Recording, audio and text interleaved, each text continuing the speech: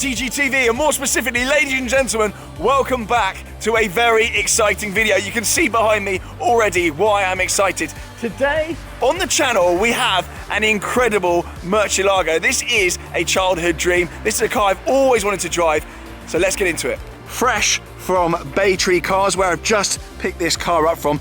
This, ladies and gentlemen, is a Verde Draco, that's green metallic, Lamborghini Murcielago LP640, right-hand drive, drum roll please, manual gearbox. An absolute unicorn of a car, and I'm excited to announce that not only am I going to be driving this, but also this may well be joining my garage. More on that once we hit the road, but I just want to give a little walk around and give you an idea of exactly how rare and how special these cars are. So this being the LP640, this is actually the updated version of the original Murcielago manual, which is an earlier car and not the car to get, apparently. I can't tell you the difference between the two variants because I've not actually driven either of them yet. I'm about to drive this one being the kind of the unicorn variant, actually, the LP640 manual. So this particular car then is obviously in Verde Draco. It's the same colour, I believe, as Ed Bolin's in the States. It's got carbon ceramic brakes, a rare option on this car, and it's also got nose lift as well. Again, quite rare on these and very definitely required, because look at that front end. Look how that sits. Inside the car, you've got a very subdued, stealthy, tasteful affair with black quilting. You've got the screen down there with some fairly basic tech, I suspect, on it, but the all-important element of this car is that manual box and the pedals down there, with the driving position, as is customary in Murcielagos, which is slightly over to the left. You can kind of feel that the car was engineered to be a left-hand drive, but it all adds to the charm of this car. It's been warmed up already. This car kind of fills me with the same sort of apprehension as my Carrera GT.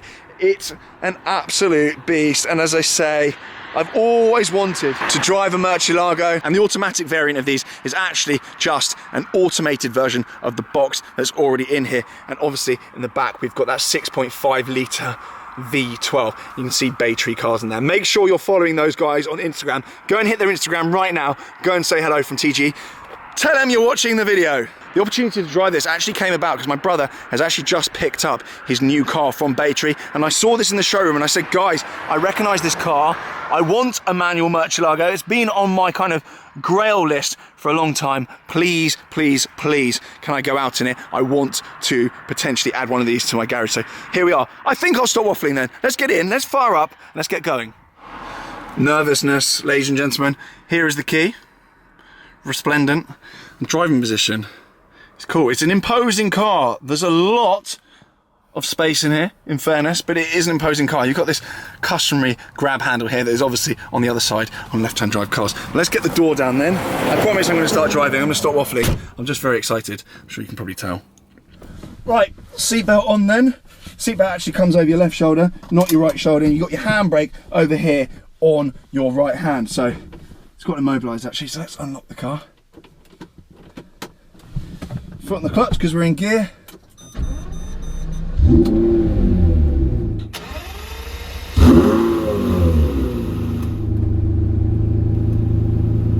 I don't often get nervous when driving a car, but I am nervous and I can't work out why.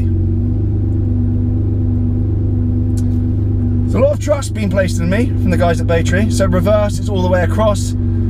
It's just by first gear. The gearbox is warmed up all the way in there, and you do actually get that click clack that you get with the Ferrari manual gated box. Pedals are pretty close together. I'm not wearing top clodhoppers today. They're not that big.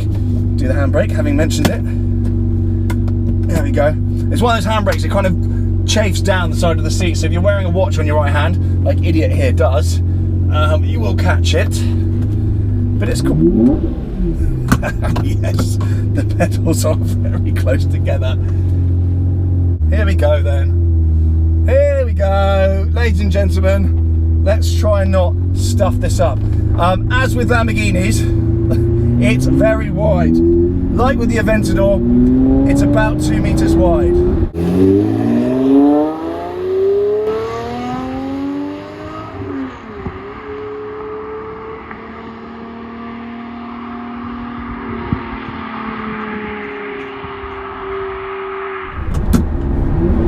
I should have probably driven this barefoot. Alright, both hands on the wheel.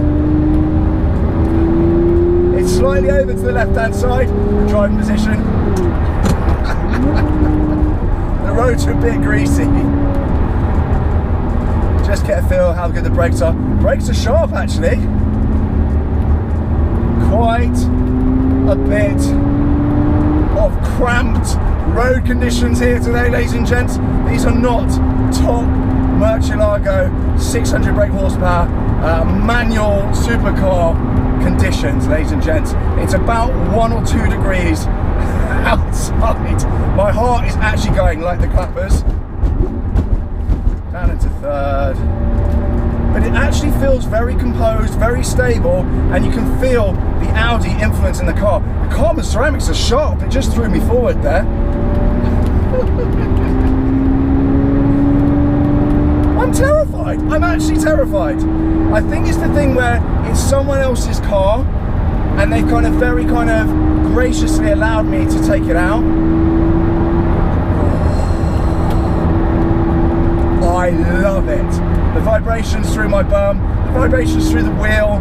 It's very tactile, very visceral, but it's got a solidity about it that I didn't actually expect from an older Lambo. Now it's a 56 plate, meaning it's a 2006 car, a late 2006 car. There's pheasants absolutely everywhere. Do not want to put one of those through the front bumper. They're literally pheasants everywhere. Roadkill's not going to go down well, being a vegan.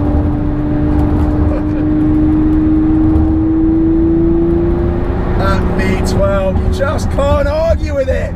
It's so good. Middle of the road now.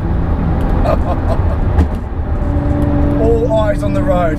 Usually I'd be coming out with some jibber jabber by now, but I am fully engaged on what's going on. That noise, I don't know if you can hear it, but it's just unbelievable. Give a little flip.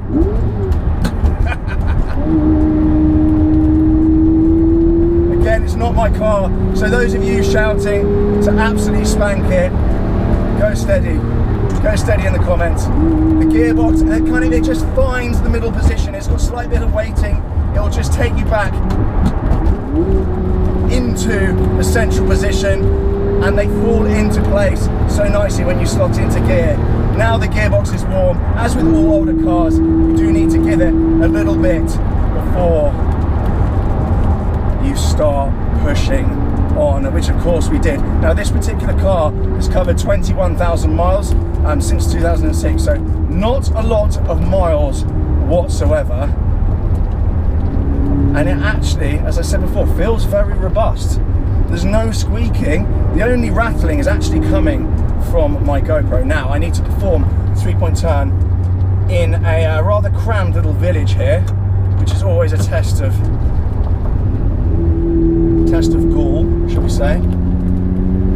I must say, being a right-hand drive car, it's a lot nicer to use than arguably the Carrera GT, because being right-hand drive, you can actually kind of see where the curbs are, see where the middle of the road is. It's just a lot more palatable to use. Being a lefty, sometimes you just don't know where that outer edge of the car is, and this is wider than the Carrera GT at 2 meters.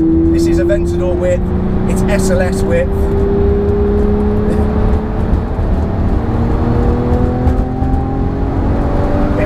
Through to 8,000 revs. Oh my god, those brakes are good. They are good. The guys following me are probably thinking, why did we let him out? What are we playing at? So yeah, that's 6.5 litre, revs out to just over 8,000 RPM, which is kind of unheard of really in most production cars, bar the 812, which they've just stopped, the 812 GTS, which they've stopped as well. I should have turned around in there, but I'm an idiot. And even Lambo now are announcing the Aventador replacement is going to be some sort of Hyper Hoover arrangement. It will be very good, but it just won't be a manual Murcielago, and they almost definitely will not offer that car with a manual box. This is last of a breed, and I think values wise on this car, I think these are set to go to the moon. I'm going to turn here, try not to take it off-roading. Those brakes keep catching me out, ladies and gentlemen. Oh my god.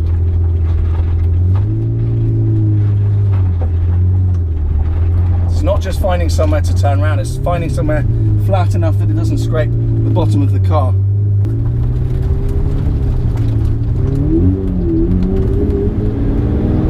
Right, onwards. I've actually got a tracking card today as well, so with any luck, this might be a professional video. We've also got sun visors as well. I know it sounds silly, but some of these stupid cars don't have them. I was actually driving a 70s Porsche the other day, didn't have sun visors, and I was basically just blind driving around the place. Chaos at that point. So values wise then, I was saying manual 599s, just a Bogo manual 599, which is as rare as one of these, give or take, with only, well, reportedly between 4 and 10 UK manual Murcielagos. 599 is around 400 grand, so these are looking very undervalued. This has got arguably, you know, twice the flair that a 599 does, twice the road presence, and for me, as much of a Ferrari fanboy as I am, this is where my money would go. From a flair perspective, from a styling perspective, and actually from kind of almost a long-term investment perspective, I think these are unbelievable news. I think they're fantastic, and this car is very much calling out to me. So I think when we get back, I'm going to have a little chat. I'm going to speak to Charles and Dean as well, see what my funding options are on this car, and I'm going to get going. Often you drive these old Italian kind of supercars that, you know, 10, 15, 20 years old, and you think the brakes are going to be poo. But actually the brakes on this have aged really, really well. That was very scary with a tractor going the other way. I'm very impressed. The steering's really heavy. It's really, really nicely weighted. I'm getting a bit of a workout here, but it's nothing too untoward. It's actually reassuringly weighty. You can feel everything that's going on, every single bump, every single crevice. It's not kind of electrified to the point of being null and dull and awful and kind of discommunicated with what's going on underneath you. There's oodles of grip with the four-wheel drive system, and it's just a really nice linear power curve. I love it. I think it's great. I think it's absolutely great. And you know, tell me where you can find something with this much drama, this iconic, an engine like that, a gearbox like this, anywhere else for sub £500,000. I mean, a Carrera GT is the same age as this, it's the same idea, they're all left-hand drives, they're not even right-hand drive. You've got a V10 instead of a V12, in actually probably around the same numbers as these were built in, but as we've seen, they're $2 million plus now. So I think this is good news. It's looking like good value for money, and it's exactly the kind of car that I want to own, I want to enjoy. So when we get back then, I'm going to have a chat with the guys at Baytree, and I really do suggest you keep their website as a bookmark on your computer. They get in some really nicely spec'd, collectible bits, as long as the hugely desirable, more day-to-day stuff. Loads of Porsches, the nice top-end 911s, and indeed my brother just bought his Cayenne Turbo from there as well. And we were at 3,000 revs and it goes up to 8,300. Let's flip it and put it down into third. Flip it down a second.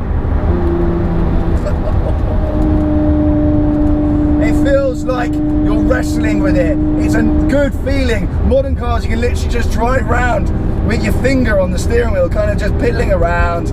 And it feels like if you do push it, it will get you. If you break traction on all four wheels, that's it. I mean, good luck to you at that point. Once it goes, it goes. It's a big, heavy car. You're not saving it. It's gonna get you. Hear that click clack? I just love it. Maybe there's something wrong with me, but this is what supercars are all about. You know, I'm a fan of my 992 Turbo S, but 99% of the time it drives like a Golf, which I love because I'm getting old. But sometimes you just want to get out in a big old machine and just have a wrestling match with it. Let's get out through the revs here.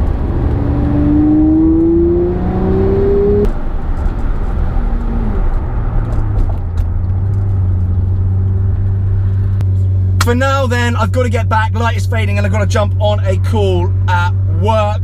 Thank you very much for watching. A huge thank you, of course, to Baytree Cars, and stay tuned on the channel to find out what happens with this car, whether or not I can make the numbers work my end. I'm going to speak to Charles and Dean and see whether or not I can borrow yet more money and whether anyone will give it to me. So So for now, thank you very much for watching. Hopefully you've enjoyed this impromptu video. I didn't actually plan to come up and drive this, so I made the best of what I could do in actually 45 minutes with this car. Thanks guys.